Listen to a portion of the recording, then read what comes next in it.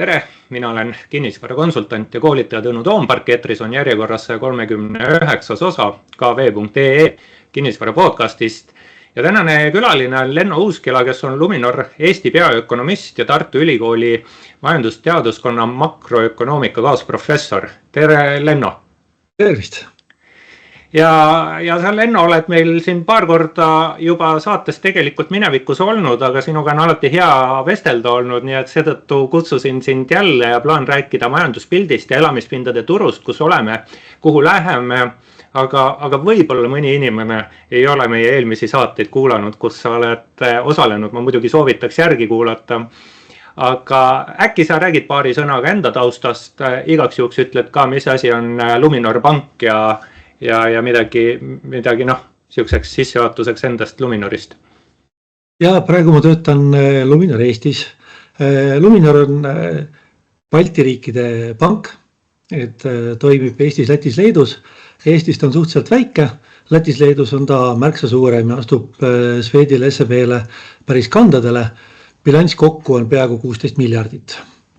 Eelmise aasta lõpu seisuga niimoodi, et tegemist on päris suure pangaga ja ta peakontor on Tallinnas. Päriselt otsused tehakse Eestis, ei ole kuskil mujal riigis teist peakontorit, kes meid suunaks. Küll aga omanik on Blackstone, on Ameerika Ühendriikide suur investeerimisettevõte. 80% on Blackstone'i oma ja 20% on DNB oma. Ja ajalugu ongi siis, et DNB ja Nordea panid oma pangad Eestis, Lätis, Leedus kokku, 6 panka pandi kokku ja nii tehti Luminor.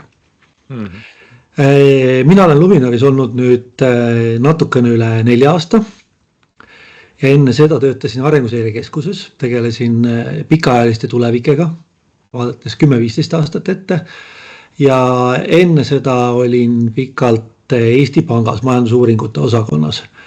Ja natukene rahapoliitikaga tegelesin, nii et kui ma vanasti olin back office, siis nüüd ma olen väga front office'isse välja jõudnud. Ja enne seda töötasin korraks Euroopa Keskpangas, doktorantuuris käisin Firenzes Euroopa Ülikooli instituudis ja muidu Tartu Ülikoolis käinud.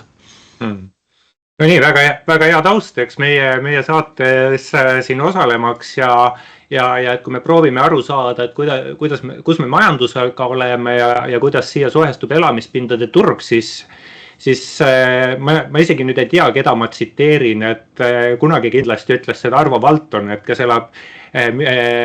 kes minevikku ei mäleta, elab tulevikuta ja kui ma proovingi sinu kompetentsi nüüd tuleviku osas ära kasutada, et minevik minevikuks, et kes siis prooviks nagu olukorrad täna kuidagi paika panna, et siis sõnastaks ümber, kes olevikku ei tea, see elab tulevikut. Mis seis meil majanduses on? Ma küsin nagu hästi lihtsalt siuke koolipoisi skaalal, siuke 5. skaala, kus 3 on enam-vähem ja siis allapoole läheb halvemaks ja ülespoole läheb paremaks. Kuhu sa paned meid niimoodi hästi helikopteri või pigem siis raketi aknast vaadates? Ja see praegune olukord on rohkem siukene 3- olnud, et meil on suur potentsiaal. Et kui kodutööd ära teha, siis võiks 4 ja 5 saada küll, aga need kodutööd on tegemata, et praegu toimetame seal 3 piirkonnas, et midagi katastroofset lahti ei ole, aga samas midagi nüüd hästi ka ei ole. Aga väga hea, et sa siin niimoodi lühidaks jäid, et lähme natuke detaili. Vaatasin Luminori prognoose selleks järgmiseks ülejärgmiseks aastaks, siis 26, 27, 28 aastaks. Need olid 2, 3 ja 3%. Nii vähe, kuule, et kas me tõesti kuidagi rohkem ei saa, et miks nii vähe? Ma ei tea, ma olen pikaajaliselt olnud vist nüüd nende aastate jooksul üks negatiivsemaid prognoosijaid ja ühe erandiga vist ma olen liiga optimistlik olnud kogu aeg. Et seda pettumust on väga palju olnud ja järjest on väga palju olnud. See 2% on väga positiivne tulemus võrreldes eelmiste aastatega. Selles mõttes ei saa midagi öelda ja siin taga on meie sisenõudlus. Siin taga on tulumaksureform, mis üle mediaanpalga saajale ikkagi toob päris mitu protsenti palgalisa. Ja võib-olla aasta alguses inimesed ei ole veel aru saanud sellest, sellepärast, et kõik on küttearved ära makstud ja siis elektriarved ja siis on Autokütus. Autokütust natukene rohkem makstud, aga see autokütus on ülepaisutatud ilmselgelt, et neid, kes märkimisväärse osa maksavad autokütuse peale oma kuu sissetulekust, et neid pigem on vähe ikkagi. Et ta nüüd eluliselt nii oluline ei ole, see on lihtsalt hind, mida me väga hästi teame. Aga tõesti ta mõjutab seda, et nüüd kui suvekuud tulevad, et siis natukene see olukord võib-olla rahakotis hakkab leevenema ja siis jõuab rohkem raha poodidesse ja kultuuriüritustesse. No mida teatrid tegelikult ütlevad, et neil läheb hästi. Et ilmselt käivad teatris, et poodi ei viidagi nii palju raha, aga kultuuriüritusi ikkagi hinnatakse praegu võib-olla märksa rohkem kui varem. Ja see ongi see osa natukene rikkamaks saamisest, natukene arenemisest, et sellised teenused muutuvad oluliseks, et leib on kõigepealt ja tsirkus tegelikult tuleb natukene hiljem. Et sealt tuleb see 2% ja nüüd need 3 on tegelikult pigem nagu optimistlikud. Ma ütleks sellepärast, et need vajaksid mingit otsust, mis meie majanduse käima lükkaks. Et siin just oli Rail Balticu konverents, no see veel ei hakka mõjuma, neid investeeringuid tehakse Rail Balticu jaoks, aga mitte Rail Balticu ümber veel. Seal toimub alles planeerimine. Maanteid tehakse, aga makromajanduslikult ka ei ole suur. Kaitsetööstus, millest räägitakse, 100 miljonit pannakse sisse. Eesti SKT on 40 miljardit, investeeringud 10% on ju 4 miljardit, erinev statistika võib öelda 20% investeeringuid on ju, aga siis 4 miljardist, mis on siukene võib-olla päris investeering, 100 miljonit on ilmselt tühine raha, see ei mõjuta majandust niimoodi, et sealt kasvu kätte saaks. Et meil on vaja kõiki planeeringuid lihtsamaks teha, meil on vaja natukene siukest ärisuhtumist juurde, meil on vaja Euroopa Liidu tööstuspoliitikat, mis tähendab seda, et ettevõtteid peab hakkama toetama. Paraku see meeldib või ei meeldi, siin öelda poliitilised erinevad vaated olla, aga fakt on see, et Euroopas toetatakse ja mitte ainult tööstusettevõtteid, vaid IT-ettevõtteid. Ja see niimoodi rulluvad, neid otsuseid on nagu üksjagu vaja selleks, et neid 3% kätte saada. Et kaitsetööstus on nagu, kaitsekulutused on väga hea, kui nad ka Eestisse jäävad ja see 5% kaitsekulutusi jääb, siis see ei too meil järgmine aasta uut kasvu. See toob sel aastal uue taseme, aga see ei vii meid proportsionaalselt edasi, et see areng tuleb sellest, kui me hakkame targemaid asju tegema ja natukene kiiremini. Jah, et meil tänane päev on nii kiires muutumises ja võib-olla siis saate eetrisse mineku ajaks on võim vahetunud kuskil siin, seal või kolmandas riigis, võib-olla mõni sõda alustatud, mõni lõpetatud, nii et ma igaks juhuks täpsustan, et 19. mail enne lõunal salvestust, peale lõunal salvestust teeme ja seda ma su jutus kinnitan, et teatrit ehk siis tsirkus sinna leiva kõrvale kõvasti tahetakse. Eile hommikul ju avanes Draamateatri piletite müük, mis siis sekundiga läksid ära ja ma ikkagi sügiseks oktoobriks sain ka midagi. Aga liigume siit majanduspildiga edasi. Tarbijahinnaindeks sellel aastal 3, järgmisel 2, siis 3%. Et kui tõsiselt sa võtad inflatsiooniprognoosi, et meil on nagu ikkagi siin Euroopas, mitte küll päris Eestis, aga Euroopas on sellised võlad ja mul on küll raske uskuda, et nendest kuidagi niimoodi leebelt üle saab, et hoiame kokku ja ärme nagu liiga palju siin mingi defitsiiti lähe, et need tuleb ikkagi inflatsiooniga need võlad kuidagi väiksemaks teha.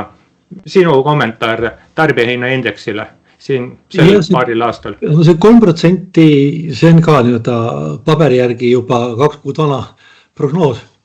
Ja juba siis, kui ta sai välja käidud, siis sai öeldud, et riskid on ülespoole. Et sel hetkel just see Hormuzi väina teema oli alanud ja see põhistsenaarium oli, et ta rahuneb maha. Siin mõne kuuga ikkagi, et suveks rahuneb maha.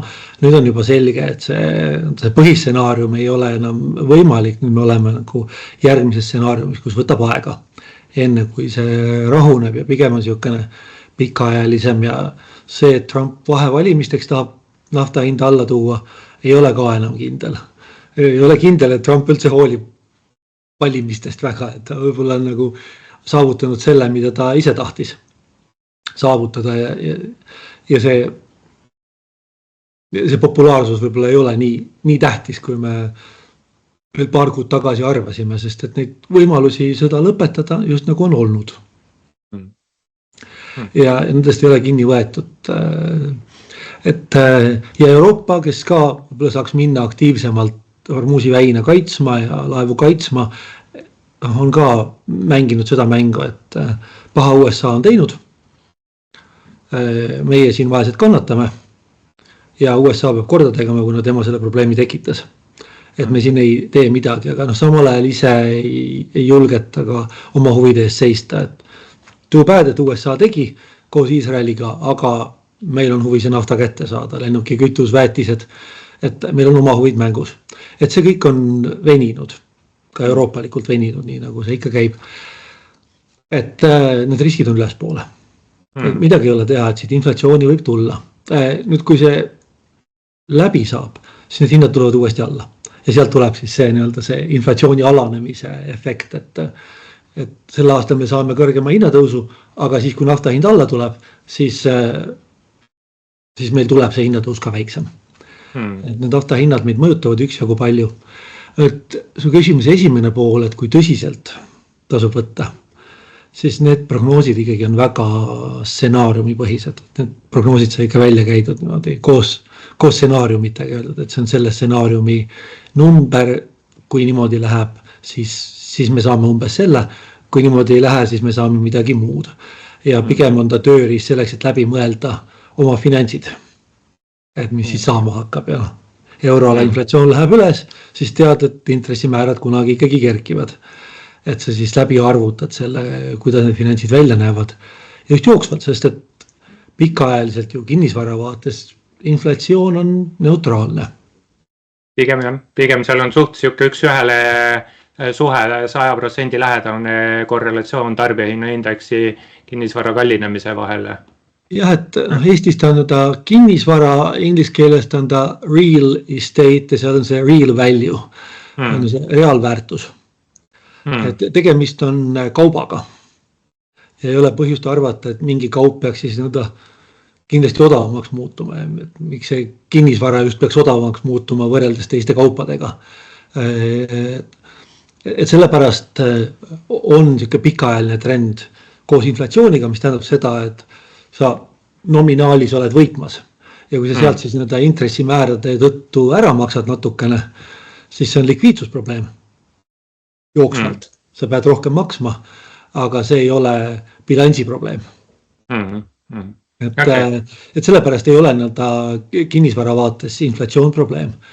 Kas riigid saavad inflatsiooniga välja? See oli järgmine küsimus, et kas inflatsioon tuleb sellest, et riigid soovivad seda, siis sellega on selline lugu, et peab olla ainult siis, kui see on üllatusinflatsioon. Kui keegi seda ei oota, sa pead saama laenata odava intressiga ja siis tulema üllatusinflatsioon ja siis nagu selle cashima. Ja kui vaadata tõesti, siis Itaalia ja Kreeka perioodil 21–25 on meeletult võitnud. Nende võla SKT protsent on alanenud sama palju nagu Eestis on riigivõlga. See on see suurusjärk, nad on saanud Eesti riigi suurusest võlast lahti selle aja jooksul. Päris kasulik olnud. Nüüd sellepärast, et nagu inflatsiooniprognoosi kunagi ei tule sisse, et kui hakatakse prognoosima, et inflatsioon läheb üles, siis ei lahenda riigivõlga. Et seda saabki nagu stsenaariumina kirjeldada, seda saab vandenõuna kirjeldada, seda saab marginaalne prognoosija kirjeldada, nii kaua, kuni keegi ei usu seda. Nii kaua, kuni saab rääkida sellest. Ja siis nad saavad öelda, et vaadake, me ju rääkisime. Aga nii kaua, kuni tegelikult ei tehta seda, nii kaua, ei ole huvi, sest et inflatsioon toob rida probleeme kaasa. Ja pigem on asi selles, et praegu kui inflatsioon on, siis räägitakse sellest, et Itaalia just on siin käinud Euroopa Komisjoni juures küsimas riigivõla piiride leevendus, sellepärast, et on hinnatõus. Et soovivad rohkem kulutada. Ja see tegelikult tõstab riigi võlataset, see ei lahenda seda. Et sellepärast ei ole nagu ühegi riigi esimene valik läbi inflatsiooni lahendada riigivõla probleemi. Ja inflatsioon tekitab probleeme ka tarbijatel. Inflatsioon või arvamus vähemalt hinnatõusust on üks oluline tarbijakindlust mõjutav tegur. Et üks asi on inflatsioon ja tarbija arvamus, kui palju piima hind on kallimaks läinud ja teine on, mis päriselt on toimunud. Ja mis sa, Lenno, nüüd arvad, et kui Konjunktuuri instituudi käest läheb tarbija kindluse mõõtmine Statistikaameti kätte, et kas nad saavad nüüd siis kuidagi parema tulemuse kätte, et kas tarbijakindlus on täna probleem sellises 26-27 aastas olles või see on nagu pigem minevik?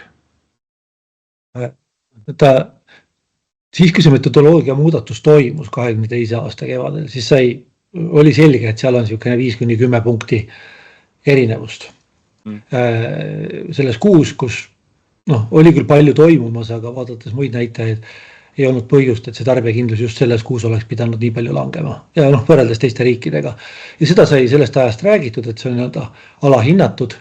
Teine asi on see, et seda ajalooliselt võrrelda ei tasu. 2008-2009 oli olukord hoopis teistsugune ja see hinnang, meie valmisolek kannatada oli märksa suurem kui enda praegu. Et mõnes mõttes normaliseerinud, kui inimesed protesteerivad, ütlevad, et meil on probleem. Aga kas see on täna probleem, et tarbijakindlus on, pigem need numbrid on ikkagi negatiivsed, aga kuidas sina analüütikuna, ökonomistina tunnetad? Peaökonomistina. Minu arust on need tarbijakindluse numbrid päris hästi kooskõlas sellega, mis majanduses toimub. Kas see võib olla ka see, et me täna oleme tundlikud ja nagu selline üks majanduslik müks, mis 2010 aastal me oleks nagu vaadanud, et see pole midagi, on nagu täna tekitab meile rohkem siukest muret või vaeva, et me tunnetamegi valusamalt kuidagi, et me heaolu on kuskil nagu mingil tasemel ja oleme tundlikumad. Absoluutselt, et see on see ajalooline võrdlus. Teine osa on see, et kuidas seda kriisi vaadata nüüd praegu.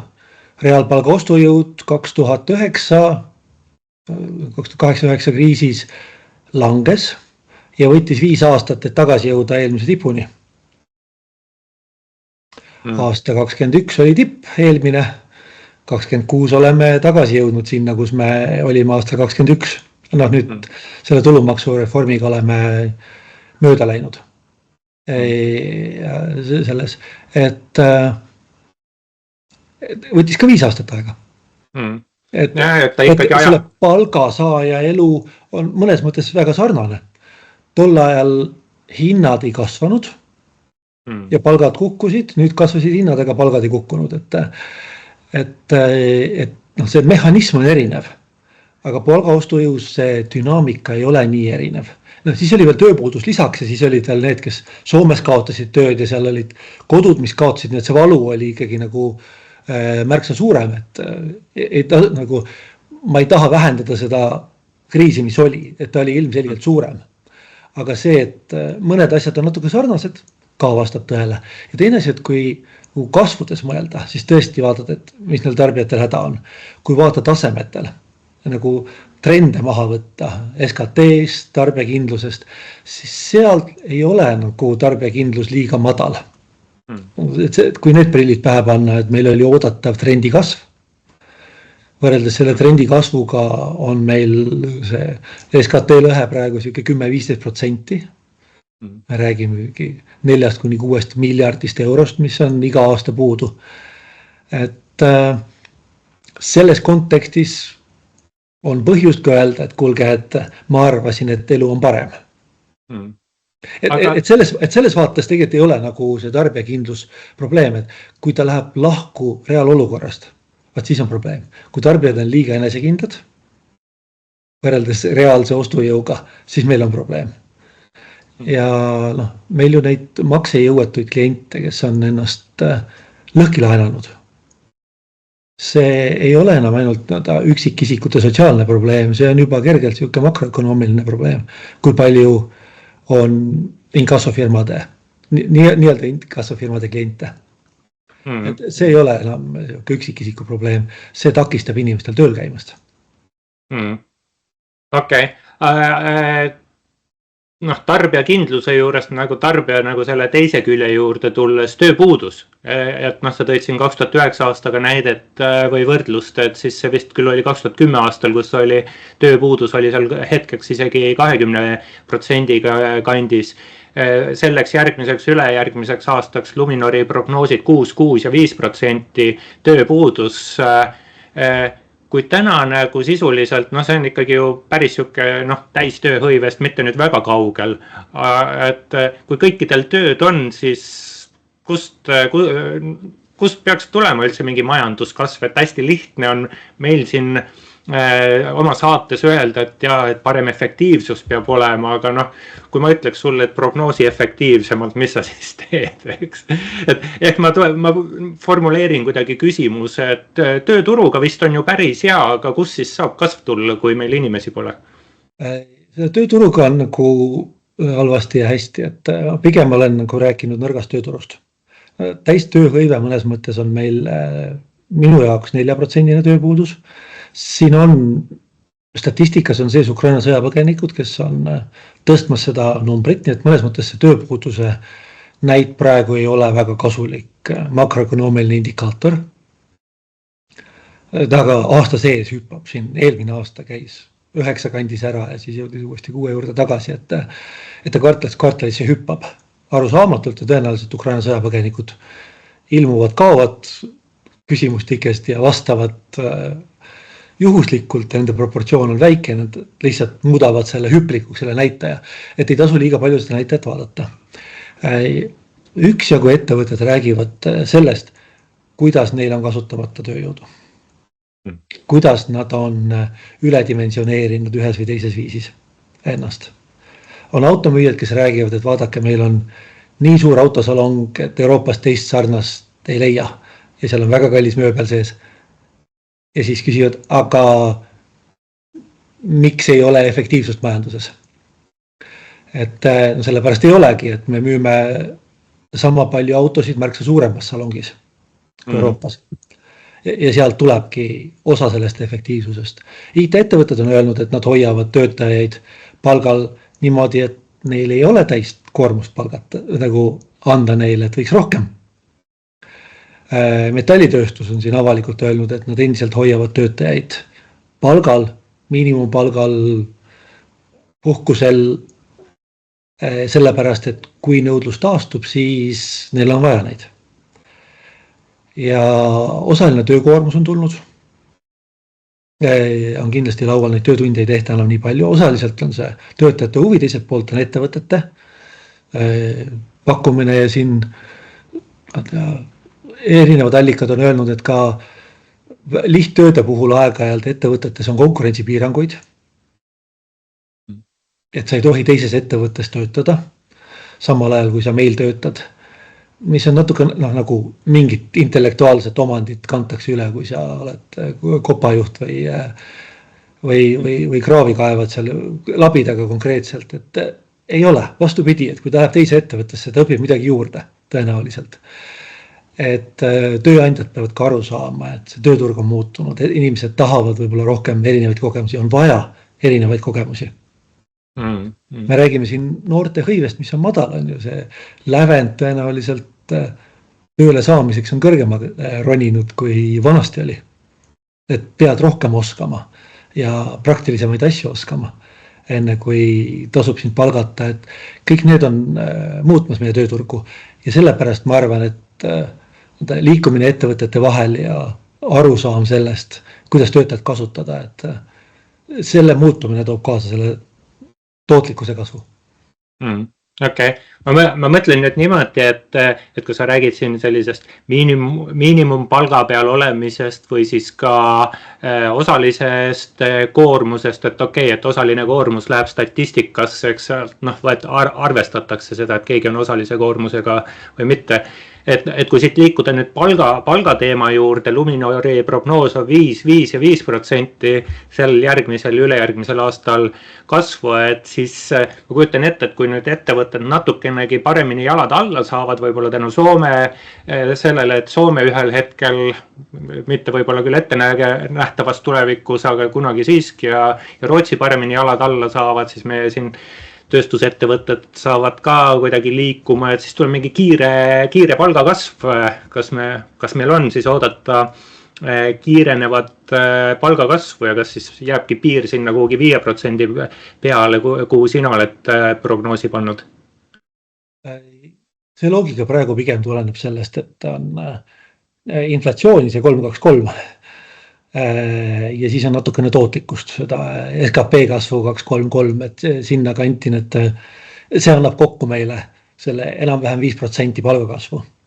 Et natukene on efektiivsust ja see ei ole see ühe inimese kiiremini liigutamine alati, et siin on põlvkondade vahelised liikumised, pensionile lähevad inimesed, tulevad noored peale, sealt tekib tootlikkuse kasv, et neid dimensioon on üksjagu, kus seda palgakasvu tuleb ilma, et inimene saaks seda palgatõusu, et temalt nõutaks rohkem, et üles mõttes võib-olla see riigi keskmine palk aeg-ajalt tekitab siukse tunde, et ma peaksin automaatselt saama samasugust ja kahjuks ei saa. Kahjuks kogu aeg ei saa selle sama tööd tehes, et siin on muud asjad mängus, mis seda keskmist liigutavad aeg-ajalt. Et see on pigem nagu see maailm, kus asjad käivad koos tootlikkuse ja hinnatõusuga. Seal ei ole seda Skandinaavia muljetavaldavat tõusu, seal on võib-olla Skandinaavia toetus küll, aga tehasemaja tootmine vanal kujul ei tule Eestisse tagasi. Metallkonstruktsioone, mis me oleme teinud Rootsi, see ei tule enam tagasi, et me Venemaalt võime ühel hetkel hakata metalli ostma, aga pigem on see tootmine liikumas Poola praegu, sest seal on odavam. Et me saame üles liikuda ainult kvaliteedi tasemes, nii nagu me enne liikusime puidust majadeni, siis nüüd on vaja majadest järgmise tooteni edasi liikuda. See on ainukene viis areneda, et seda iseenesestlikku nõudluse taastumist paraku enam tulemas ei ole, mõnes mõttes nagu on valeootus. Ehitusfirmad osaliselt võivad võita küll, kus töötajaid saadavad Rootsi või Ukrainasse, kui sõda peaks lõppema, et sealt küll. Aga see ei ole jällegi siukene makromajanduslik mõju. Kas me siis oleme sellisel, kuidas öelda, palganumbrist rääkides, palgakasvust rääkides, kas me oleme siis sellisel igaval, kuidas öelda, Soome või Rootsi tasemel, kus palk tiksub küll nagu ülespoole, aga et võib-olla neil siis nominaalis aeglasemalt kui meil, et see 5% ei ole ju väga tagasihoidlik number, aga sellist reaalpalga kasvu vaadates konkreetseid persoone, et seda nagu pigem polegi või ta on nii väike, et ta ei ole üldsegi tunnetatav. Et inimene võib hinnata, et 5 aastat tagasi ma elasin küll natuke kehvemini kui täna, kes siis palgaredelil ikka ülespoole ronib, aga aastatagusega võrreldes ei saa aru, et mingi paremaks muutumine, heaolu kasv, tarbimisvõimekuse kasv oleks aset leidnud, et see oli suht segane küsimus, aga et kas me tunnetame 28 aastal heaolu kasvu, kui me võrdleme ennast 27 või 26 aastaga? Ma arvan, et ma nüüd vaikselt hakkame uuesti tundma seda. See maailm on ebakindel ja neid erinevaid halbu sündmusi võib siin tabada kuhjaga. Ja see kasv endiselt sõltub sellest, kas nagu riigina tervikuna suudame need õiged otsused teha või vähemalt otsuseid teha ja neid täita.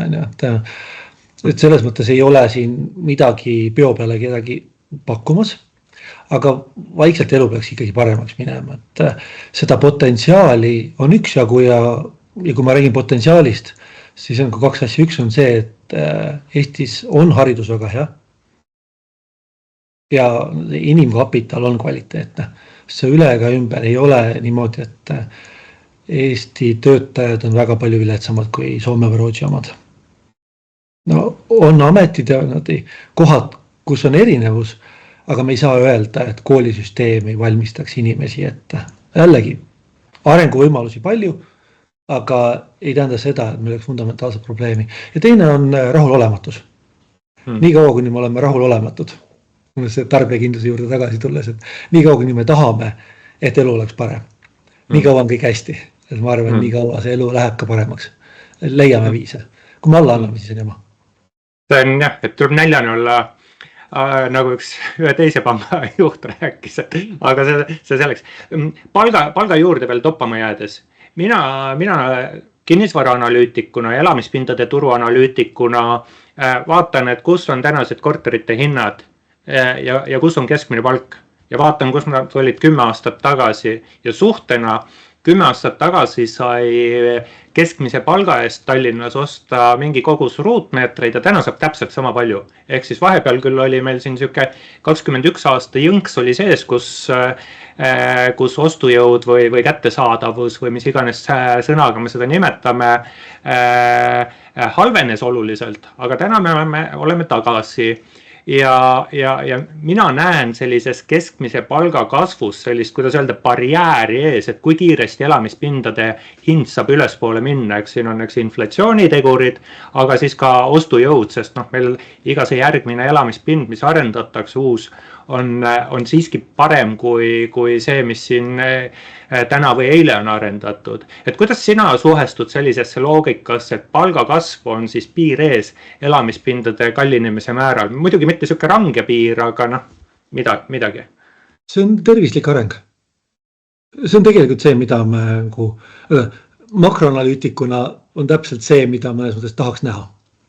Et varade hinnad ei hüppaks keskmise palga eest ära. Et tõesti kinnisvara on ju ka selle tarbimiskaubale ka investeerimiskaup. Ja kui sa ootad, et selle vara hind läheb üles, siis just nagu võiks hüpata see vara hind juba täna üles. Sellepärast, et see ootus on. Et kuna see homme on midagi väärt, siis ma ostan täna. Tukene buumimajandust on ju. Et see on oht majanduse toimimisele, mõnes mõttes, kui liiga palju seda vara dünaamikat sinna sisse tuleb.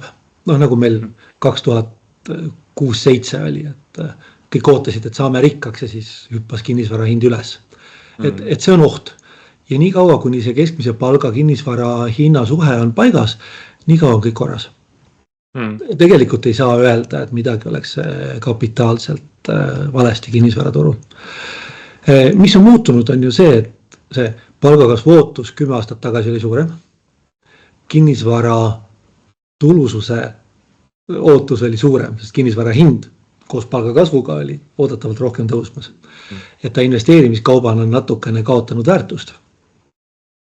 Aga selline on elu selles mõttes, et ongi, et see turg on normaliseerunud mõnes mõttes, et sellist kiiret kasvu ei ole oodata. Aga jällegi ostujõus ütled on sama koha peal, reaalhindades on ju võrreldes tarbijahindadega. Kinnisvara on hoidnud väärtust, pikaajalise vara hoidjana ta on toiminud ilusasti, et selles mõttes on ikkagi nagu normaalne olukord, et peabki nii olema. Liigume siit edasi, Lenno, tuleme nüüd nagu sinu sellise, kuidas öelda, sinu platsi poolele, et laenuturg. Kuidas me, et elamispindade turg või laiemalt kinnisvaraturg ikkagi on käsist jalus seotud finantsturuga, et kas laenuraha on saada, kas võtame niimoodi laenuraha all, ma pean silmas midagi väga üldist, et kas see on siis võib-olla pangalaenuna või võlakirjana või kuskilt mujalt, aga räägiks sinuga ikkagi pangalaenudest, kes annavad pangad annavad eluaseme laene. Kuidas sa hindad tänast laenu pakkumist? Kas see on hea, halb? Kas see soosib elamispindade turgu? Ja lisaks eluaseme kodulaenul on ju ikkagi investeerimislaen kinnisvaras täiesti pakutav toode ja võrdselt saadaval. Et ei pea mitte ainult kodu ostmiseks võtma, vaid saab tõepoolest ka teise ja kolmanda eluruumi ostmiseks ju laenu. Ei ole sellega probleemi. Ja üks tärn on vaja sinna juurde panna. Jõuan sinna tärnini, et pangad tegelikult annavad hea meelega laenu. On andnud läbi viimaste aastate kõiki nende surutise aastate on pangad andnud, lahked laenu ei ole kokku tõmmatud, tööpuudus on palgakasv on ju püsinud mingil määral seal, tööpuudus kohalikel tõenäoliselt ei ole suurt kasvanud. Kui me vaatame tööpuuduse numbrid on üles roninud, siis need on eelkõige uuselanike, sõjapõgenike tööpuuduse numbrid ja võib-olla siis venekeelse tööturu, madalama palgaga venekeelse tööturu tööpuuduse numbrid, mis on üles läinud. Et siis see laenu kvaliteet ei ole ju muutunud. Ja sellepärast selle kliendi risk on väga stabiilne olnud. See kinnisvara hind on püsinud, kinnisvara hind ei ole langenud. Laenu tagatise kinnisvara suhtarvud on ju Eesti Panga poolt määratud, ikkagi hoiavad piiri peal tervel turul, et ei saa hakata rohkem laenama, kui kinnisvara on väärt. Seal on see tagatise osa alati piisav, et pank tunnetaks, et tema riskid on maandatud. Mis tähendab seda, et pank saab anda laenu. Ja see on hoidnud laenuturgu aktiivsena. Vahepeal inimesed ei tahtnud võtta. Peale suurt hinnatõusu ongi selline hingetõmbe hetk, kus kõik on juba laenu võtnud, siis on loomulik, et kui sa oled 100 meetrit kiiresti jooksnud, siis mõttega 100 meetrit joosta, siis pärast seda on vaja hingetõmbe pausi. Et see on loomulik. Ja praegu, kui me vaatame eluasemeturgu eelmise aasta teises pooles, selle aasta, ma tean nüüd, märtsist edasi, aasta alguses võib-olla olid nõrgemad kuud, on päris aktiivne. Nüüd see tärmikene, mida ma sinna juurde tahtsin öelda, on see, et Eestis finantseerimine on läinud kallimaks. Et välisraha sisse toomine on kallim. Ja nüüd samu, et võlakirjade turg on aktiivne ja me kuuleme need võlakirjadest järjest rohkem, aga kui vaatate, siis need võlakirja intressid lähevad sinna 10 kanti. Ja siis mõtled, et kui mõtled selle ettevõtte peale ja mõtled selle 10% intressi peale, siis saad aru, et see on ettevõtte jaoks märkimisväärne kulu. Et ka kinnisvara ettevõtte, kellel võib-olla on vaja 1,5 aastat finantseeringut. Kui ta võtab 10%-ga laenu, siis see on 15% selle finantseerimise kulu. Ja Eestil on ikkagi riskipreemia natukene küljes, et ka pankade raha ära tuua on natukene kallim, kui ta peaks olema. Ja sellepärast need marginaalid ei ole nii palju langenud, võib-olla kui me oleksime tahtnud või arvanud koos Euribori tõusuga. Et see on see tärn, miks võiks natukene parem olla. Et kui see finantseerimise pool ja Eesti riski taju oleks väiksem kui riigina, siis see aitaks kaasa veel. Liigume laenu pakkumise juurest nende juurde, kes juba pakutud laenu vastu on võtnud, ehk siis teiste sõnadega laenukoormus. Täpselt pole mul meeles, aga see minu meelest oli novembris, võib-olla oktoobris eelmisel aastal, kui Eesti Pank ütles, et eluasemelaenude jääk kasvab kiiremini kui nominaalne sisemajanduse kogutoodang, ehk selline suhteline laenukoormus suureneb. Sellele juhiti tähelepanu kui olulisele asjale. Kuidas sina vaatad sellist Eesti inimeste laenukoormust? Sa korraks siin varasemas jutus viitasid ka probleemsetele laenudele, et siis ma ei teagi, et kas sa viitasid probleemsetele pangalaenudele või eks laenusid võivad ka mingid teised asutused anda lisaks pankadele. Ehk siis ma viskan sulle kondi pureda Eesti inimeste laenukoormus. Ja, isegi kui nüüd lähete guugeldama, siis leiate minu varasemast elust täitsa artikli sellel teemal, et kuidas hinnata vastutsüklilist kapitalipuhvrit näiteks pankadel. Et just, et millisel hetkel on finantstsükkel, kuidas ütleme, mitte nüüd buum tekkimas, aga just nagu finantstsükli kasvufaas. Ja et kuidas siis selle vastu keskpank võiks nagu tegutseda. Et kui ikkagi pangad annavad väga kiiresti väga palju laenu, siis riskid üldiselt kasvavad. Ja see loogika võib olla nagu selline, et kui järgmised pool aastat võetakse palju rohkem laenu, 2 korda rohkem laenu kui enne, siis need samad laenutöötajad sisuliselt peavad ära menetlema kogu selle laenutaotluste arvu. Mis tähendab seda, et laenutaotluse kvaliteet võib alla minna. See hinnang võib alla minna. Võid natukene kiirustama. Uue töötaja võtad, seda ei saa sama kvaliteediga hinnata. Nii et kui see kasv on kiirem kui majanduses üldiselt kasv on, siis on oht selleks, et antakse laene, mille kvaliteet on viletsam kui muidu. Ja sellepärast Eesti Pank ka reageerib. Nii et see oli ka üks selle artikli mõtetest, et aru saada, et milline on selline mõistlik aeg ja kogus, et kui palju peab võla SKT suhe kasvama, et peaks reageerima sellele. Aga praegu mis seis meil on, et praegu inimesed saavad ikkagi pangalaenude teenindamisega hakkama, aga nad ei saa tõepoolest päris kõikide laenude teenindamisega hakkama, mis on kõrgema intressimääraga. Eluasemelaenude tagasimaksmise kvaliteet on väga hea, jätkuvalt väga hea ja ei ole ühtegi probleemi sellega. Palgatõus, tööpuudus madal, tähendab seda, et see laenumakse sissetuleku suhtarv on alla minemas. Eestlaste ausus kodulaenu maksmisel on väga hea. Et seal ei ole nagu üldse teemat ja see väikene kasv, mis toimus, see ongi praegu nagu väärt ära märkida, et näed on kasv toimunud ja kui see nüüd jätkub pikemat aega, et siis tuleb vaadata, et kas selle taga võib olla ka mingi kvaliteedi muutus. Pigem praegu on see eelmise tsükli taastumine, kus vahepeal ei võetud ja nüüd uuesti rohkem võetakse. Et me räägime kogustes eurodesse laenumahud on mitte nüüd päris tiputasemel, mis nad enne olid, aga lähedal sellele kinnisvara hinnad on kõrgemad, mis tähendab seda, et ruutmeetrit finantseeritakse endiselt vähem. Nii et ma praegu ei näe probleemi.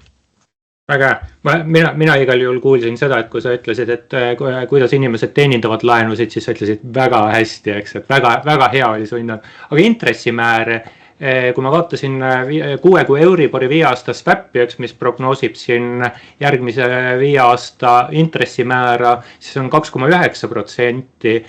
6 aega tagasi ta oli veel 0,2% punkti allpool, 2,7 või 2,6%. Ja Euribor, millele 3-4 kuud tagasi prognoositakse, et liigub siin siuke 2,1 pealt 2,2 peale, see on meil siin 2,5-2,6 vahemikus ehk intressikulu on oluliselt kasvanud, et kuidas me siin nagu hakkama saame, et kas Eesti inimesed saavad kõrgema intressimääraga hakkama, nii need, kellel laen juba on olemas, kui ka need, kes plaanivad kodu osta ja laenu võtta. Ja sellepärast, et need samad nõuded ju nõuavad seda, et sa pead kontrollima kõrgema intressi maksevõimet. See on kõikide klientide puhul läbi käidud ja võib-olla ei ole inimesed seda tähele pannud, millal pank on seda teinud või mõtted on mujal olnud, aga iga kliendi puhul on pank hinnanud, et kõrgema intressimääraga on võimalik seda laenumakset ka teenindada ja me oleme selle läbi teinud, kuidas 0-4 Euribor käis ja laenu kvaliteet ei muutunud. Järgmine osa on see, et need intressimäärad, see, et ta nulli jääb, see oli niisugune soovmõtlemine. See, et praegu üles lähevad pikaajalised intressimäärad, see on pigem üldise riskihinnangu näitaja, mitte oodatava intressi muutus. Et see ei näita seda, et oodatakse, et 5 aasta pärast on kõrgem intress, aga mida oodatakse on see, et intress võib olla rohkem erinev keskmisest, kui me enne arvasime. Et see ohuhinnang, variatiivsus, see on muutunud. Ja koos sellega inimesed soovivad rohkem fikseerida oma intressi. Ja kui kõik korraga soovivad fikseerida intressi, siis keegi peab pakkuma seda teenust. See peab olema keegi, kes loobub sellest siis on ju. Ja selle loobumise hind on siis see 0,2% punkti. Et teiselt poolt siis on öeldud, et okei, ma võtan selle riski, aga palun makske mulle see 0,2. Et ma ei näe, et pikaajaliselt intressimäärad tegelikult oleksid üles läinud. Et tulevikus, vabandust, ma ütlesin halvasti, ma ei näe, et tulevikus intressimäärad oleksid kõrgemad, küll aga ma näen, et riske hinnatakse suuremaks ja valmisolekut maksta. Võt seda ma näen, et see on kasvanud ja sellepärast on need pikaajalised intressimäärad ja need siis tulevikus swapid üles läinud. Et see on nagu see pool, et kui sul on 6 kuu Euribor, siis ma ei ütleks, et see ootus 5 aasta pärast oodatava laenumakse osas on muutunud. Küll aga inimesed ikkagi mõtlevad kindlustuse peale sel hetkel, kui midagi juhtub ja praegu ka nüüd, kui intress üles läks, siis inimesed mõtlesid, et kuidas selle intressimäära fikseerimisega nüüd oli. Aga see suhtumine on jätkuvalt see, et müüakse autokindlustust, et ei, mul ei ole vaja, siis järgmine päev jõuad õnnetus, siis helistad kindlustusfirmasse ja küsid, et kuulge, et kas me ei saaks seda kas me ei saaks nüüd seda kindlustuslepingut sõlmida, mida te eile pakkusite mulle. Et kui nüüd see tarkus on saabunud, et asju võib juhtuda, siis on nagu päris hästi. Teine osa on see, mida tuleb jälgida nende intresside puhul on see, et 3 kuu Euribor on märksa vähem üles läinud kui 6 kuu Euribor on märksa vähem kui 12 kuu Euribor üles läinud. Mis järeldusi me teeme siit? Seda, et tegemist on ka riskiga. Et tegelikult nagu lähiajal ei oodata seda. Ja kui teed tagurpidi arvutust, kui kõrge peaks olema 3 kuu intress 6 või 9 kuu pärast, selleks, et ratsionaliseerida seda 12 kuu intressi, siis see on väga kiire kasv. See on märksa kiirem, kui oli 21-22 inflatsiooni ajal. Meil ei ole praegu sellist inflatsiooni tulemas. Keegi ei oota seda. Isegi need negatiivsed stsenaariumid ei jõua sinna välja, kus me reaalsuses olime mõned aastad tagasi. Nii et sellist intressimäära tõusu ei ole tulemas, ei peaks olema võimalik tulla. Et seal taga on jälle selline hirm. Et see kindlustus praegu on kallis. Ja selles mõttes selle kindlustuse mitte ostmine on praegu ära tasunud. Küll aga sa pead nagu aru saama siis, et sa oled jätnud kindlustuse ostmata, et sa siis tead oma finantse planeerida teises vaates. Väga hea, Lenno, liigume siit edasi, et lähme nüüd siis sukeldume elamispindade turu detailides Mustamäe korteri hinna kasvuprognoosidesse. Ei, seda me päris ei tee. Ma Lenno vaatan, kui palju on elamispindade turu rahaline käive Eestis ja suhestan seda sisemajanduse kogutoodangusse ja vaatan, kuidas see tänane rahaline käive protsendina sisemajanduse kogutoodangust omakorda suhestub ajaloolisse keskmisse viimased 17 aastat. Ja sellise indikatsiooni järgi me oleme ikkagi nagu ütleme sellise ajaloolise keskmise peal või nõksa kõrgemal. Ma väidaksin, et elamispindade turg on aktiivne ja ma toon see kõrvale teise mõõtme, et kui ma vaatan samamoodi elamispindade tehingute arvu tükkides, siis see on ka siukse ajaloolise keskmise peal või nõksa kõrgemal. Kuidas sina sellisesse loogikasse suhtud, et kas ma võiks väita, et elamispindade turg täna on aktiivne ja majanduse konteksti, siukest räbalat konteksti, 3 aastat langus, siis üks napp kasvuaasta, et kui seda konteksti juurde panna, et siis elamispindade turg on isegi väga aktiivne. No tegemist on suhtena SKT-sse, nii et kui majandus oleks aktiivsem, siis kindlasti oleks kinnisvaraturg ka aktiivsem. Et selles mõttes see on juba tingimuslik, arvestades majandusseisu. Et selles mõttes, kui majandusel läheks paremini, siis ka kinnisvaraturul läheks paremini. Et selles mõttes siis oleks neid tehinguid rohkem. Kui sa vaatad maakleri vaates, siis tõesti võrreldes ajalooga on ruumi rohkematele tehingutele. Et kui pangas ka suhtle maakleritega, siis üldiselt ega nad ju ei kurda. et kui on hea maakler, siis ta ütleb, et tööd on. Et sa pead küll tööd tegema, on ju, et siin turule siseneda ei ole lihtne, aga seda, et tehinguid ei tehta, seda aktiivsed maaklerid ei ütle. Nad ütlevad, et täitsa toimib, on ju, et ei ole niimoodi.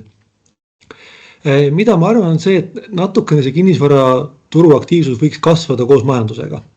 Et nii kuidas majandusareng toimub, nii ka kinnisvaraturg muutub proportsionaalselt olulisemaks, et toidu ja transpordi osakaal meie tarbimiskorvis vähenevad ja kinnisvara osakaal ja kinnisvara tehingute osakaal võiks kasvada. Et siin on kaks asja, üks on see kinnisvara osakaal, et me elame suuremas korteris. Kui sa rikkam oled, siis võiks tahta rohkem ruutmeetreid. Ja teine osa on see, et sa tõenäoliselt kolid natukene rohkem. Kui on majandusaktiivsust rohkem, siis inimesed liiguvad ka geograafiliselt rohkem ja võib-olla liiguvad üles ja alla, vahetavad suuremaks ja väiksemaks vastavalt sellele, kuidas on isikliku eluvajadused.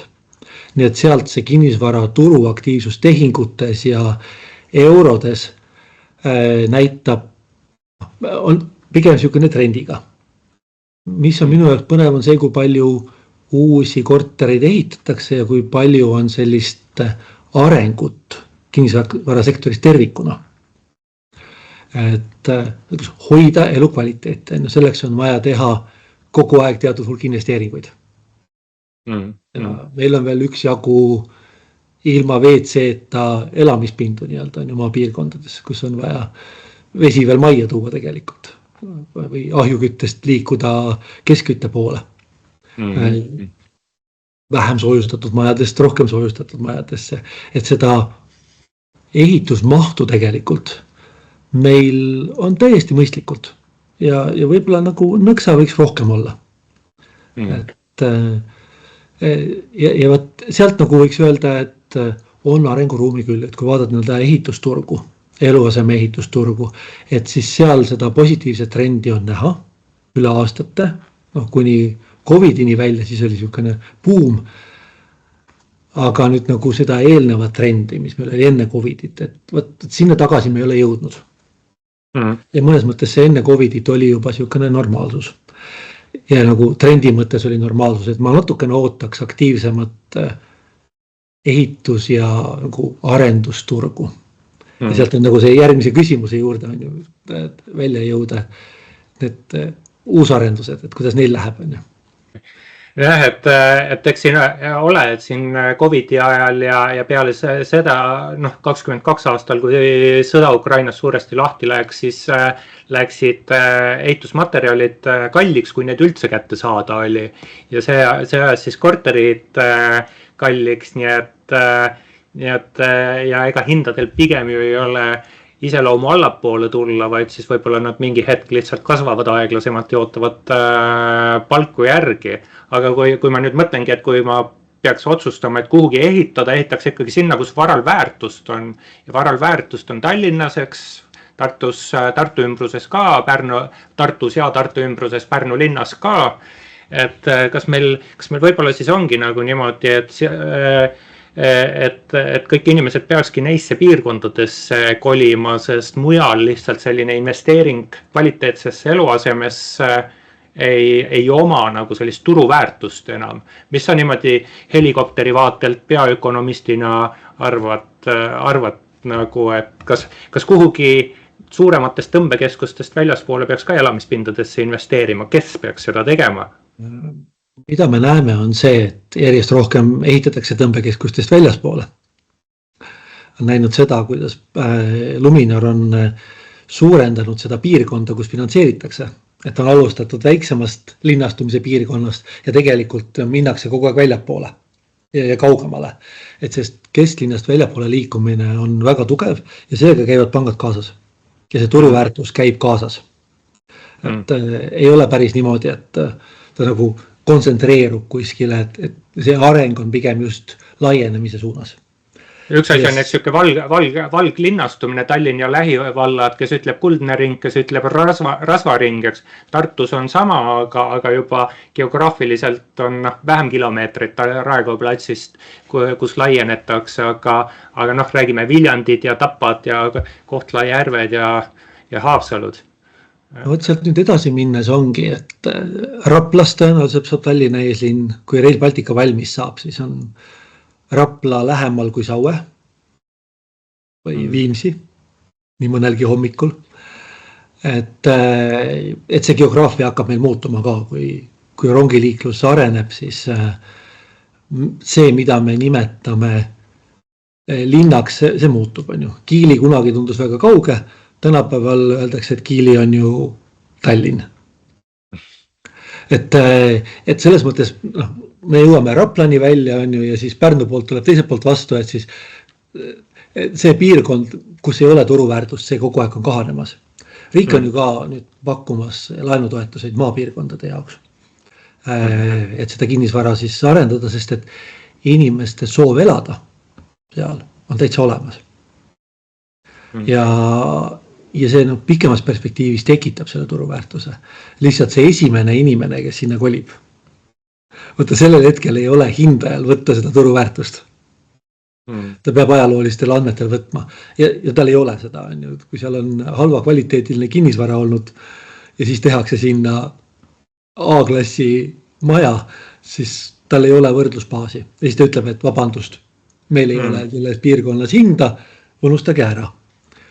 Taustaks oli ka see, et enne Covidit ei saanud kaugtööd teha. Me rääkisime ju Kultuuriministeerium kolis, haridusministeerium kolis Tartusse. Nüüd on ministeeriumitel nagu omaette plaan, et nad palkaks inimesi ka Rakverest, Võrust ja Kuressaarest. Inimesed reaalselt elavad üle Eesti ja töötavad ministeeriumi jaoks. Et miks see inimene peaks elama halvemas kinnisvaras, kui ta on Türil? Et lõppkokkuvõttes ei pea, et see rahavoog on olemas. Esialgu on probleem selles hindamisaktis ja nendes esimestes tehingutes, et kui siis nende järgmine inimene kolib Türile, Kehrasse, Raplast, ma ei tea, mõni kilomeeter välja. Et sealt kui see alusse just, et sealt hakkab see arenema. Ja siis, kui nad esimesed inimesed kolivad juba ostetud kinnisvarasse seal. See on nagu reaalselt on A-klassi maja alus Raplas ja siis on Kiilis.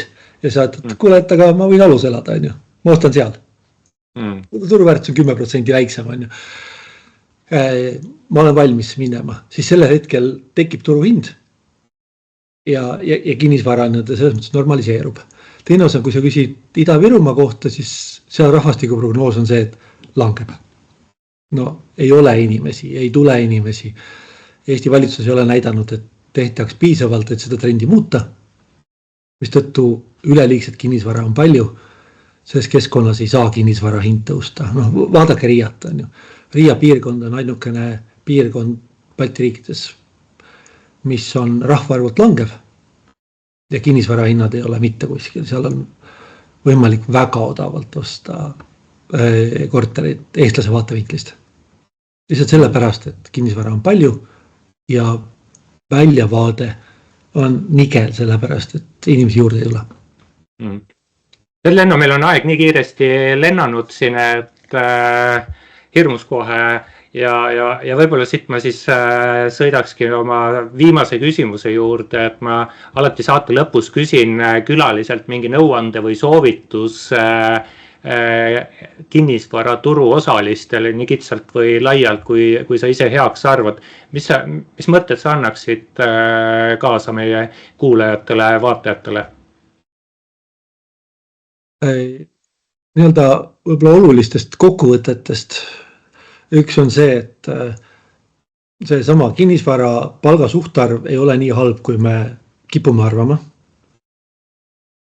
Me elame natukene veel 2 aasta taguses ajas, tõepoolest kinnisvara hind on vähem tõusnud kui, need aastate jooksul on kinnisvara hind vähem tõusnud kui palk, mis tõttu ostujõud on taastunud. palga mõttes. Et me oleme natuke kinni jäänud, et oi, kinnisvara on kallis. Aga kinnisvara on tegelikult kogu aeg kallis olnud. Ma tean inimesi, kes 90-ndatel ütlesid, et hullumeelselt kallis on. Aastal 2005 ma mäletan, ma ise vaatasin, et nüüd on täitsa lõpp. 2005 algus, buum polnud veel alanud. Aastal 2018-19 hoiatati inimesi, et kinnisvara hind on lootusetult kallis. Vahetult enne seda, kui hind hakkas kasvama. Et ostja jaoks on see kinnisvara sageli ikkagi suur väljaminek ja ta tundub kallis. Ja me nagu ei suhestu selle hinnaga, mida küsitakse, et tuleb natukene normaliseerida enda peas. Just vaadata sinu tehtud joonisid ja aega, et ma ka näitan seda joonist, mis tähendab. Teine on see, et intressimäärade puhul tuleb vaadata pikaajalisi intressimäärasid ja teha oma arvutused pikaajalise intressimääraga. Me kipume olema väga selles tänase päeva intressis kinni. Natukene panga laenuhaldurid soosivad seda sellepärast või nõuded soosivad, Eesti panga nõuded ka soosivad seda, et vaadatakse su laenu teenindamise palga suhtarvu sel hetkel, mis sa laenu võtad. Aga olulisem on see, mis saab 3, 4, 5 aasta pärast. Ja seal tuleb nagu mõelda seda, et see intressimäär või keskmine intressimäär peaks olema seal 2-3 kandis. Kui kõik läheb hästi, siis ta seal ongi. See tähendab euroalal 2% inflatsiooni, meil natukene kõrgemat võib-olla enam mitte nii palju. See tähendab meie jaoks palgakasvu, see tähendab majandusarengut. Ei ole seal majandusel häda midagi. Ja siis on teine maailm, kus inflatsioon on madal ja intressimäär on madal.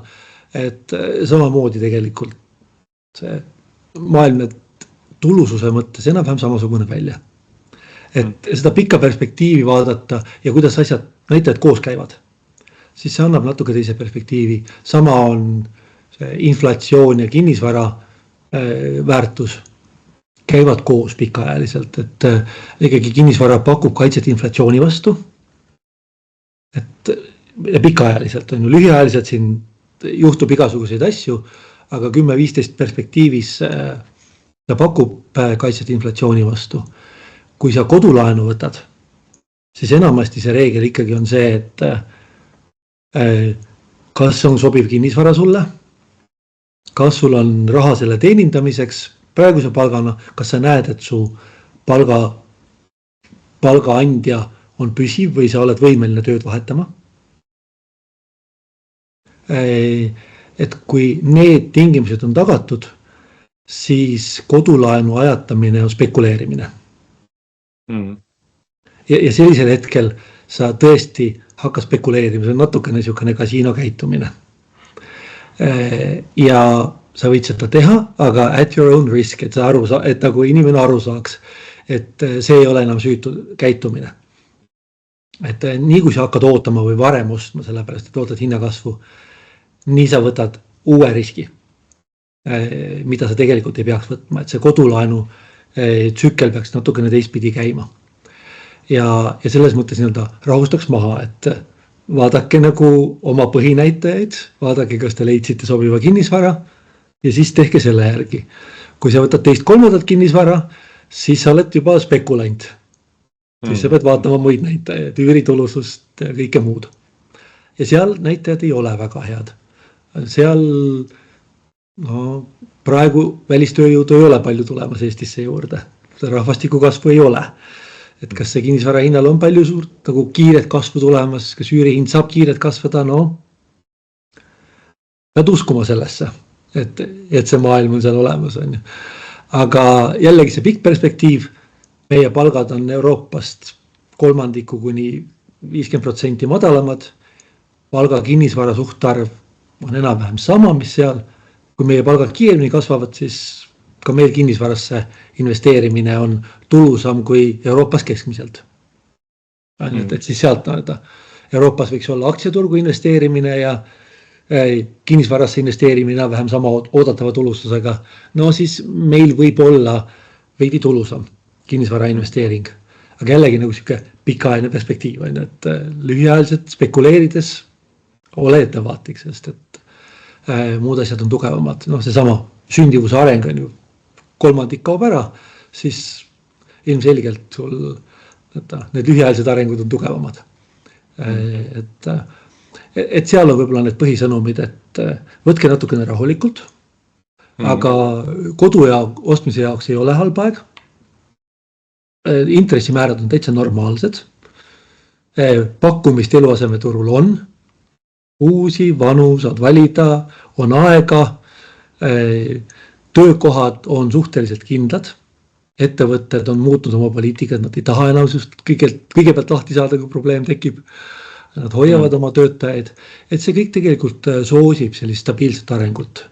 Aga kiirelt rikkaks saada, seda ka nagu ei tasu oodata. Väga asjalikud soovitused minu meelest, ma igale üksikule kirjutaks alla või neile kogumina ka. Ja võib-olla siis sellega tõmbamegi siin otsad kokku ja täname kõiki kuulajaid, vaatajaid ka, et oma aega meile pühendasite. 39. osa kv.ee kinnisvara podcastist oli eetris. Lenno Uusküla, kes on Luminor Eesti peaökonomist ja Tartu Ülikooli majandusteaduskonna makroökonoomika kaasprofessor, aitas siis siduda sellist makropilti elamispindade turuga. Ja mina olen kinnisvara konsultant ja koolitaja Tõnu Toompark. Ja head kuulajad, kui teil on mõtteid, keda saatesse kutsuda kinnisvara teemadel või kaasnevatel teemadel rääkima, siis andke aga teada. Andke teada kas meiliaadressile klienditugi@kv.ee või võib ka mulle otse teada anda, minu kontaktid on leitavad. Ja ega midagi, tõmbame siin siis selle teise joone ka alla, et kena saabuva suve ootamist ja järgmiste kohtumisteni. Nägemist!